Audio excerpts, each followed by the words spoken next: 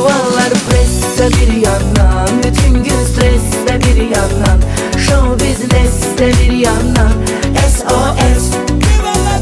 Çuvallar presse bir yandan, bütün gün stresse bir yandan, show business'te bir yandan,